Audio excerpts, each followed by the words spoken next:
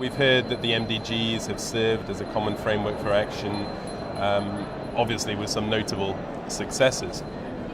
But I just wanted to ask how the Sustainable Development Goals will ensure that a broader range of development actors will be involved, and your sense of how gains can be made more equally in terms of goals, in terms of countries, and how to make sure that there's really a genuine consensus towards an effective global partnership. You're stressing the right points. I think there's a lot of convergence of words around enlarging the scope of the development agenda to environmental issues, to human rights, governance challenges, and to move into a more global agenda, including developing and industrialized countries at the same time. And there's a lot of focus around poverty eradication.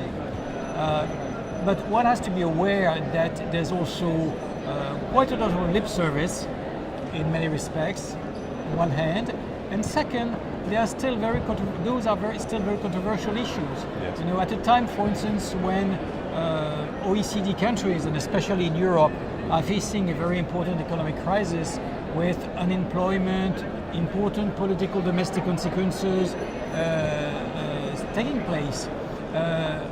Many people tend to think that those big issues should wait, and may not realize that the core of their own recovery.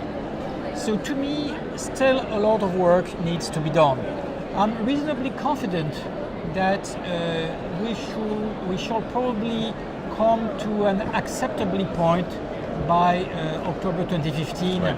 When it comes to the goals. Of course, they will not be perfect. Right. There will be criticism, but probably we'll come to something acceptable. Even we have to remain cautious and mobilized. But the second question will be the real important thing will be to help legitimizing those goals on the long run. So we'll have still to fight for the public opinion after the goal will have been set. So we'll have to sell them. And second, we'll have to focus on the how. And especially when you talk about the involvement of the civil society. We all talk about it. Now, doing it is more difficult than you could imagine. And so I just wanted to ask, I believe that you're involved as a special rapporteur or part of a special rapporteur group that will present its findings next week at the UNGA, the General Assembly at the UN. I just wondered whether you'll be calling for more convergence there and how you'll ensure that this issue of working together for sustainable development will be at the top table and you'll make your voices heard. No, this call will be made, definitely. It might be even the most important one, which may seem odd when at a time where people focus quite a lot on the substance of the discussion. Yes. But this methodology issue is really absolutely critical. It's going to be even more important that we are entering a stage where we will have the UN General Secretariat facing the General Assembly. And there you have, it's a close setting, with governments talking to each other.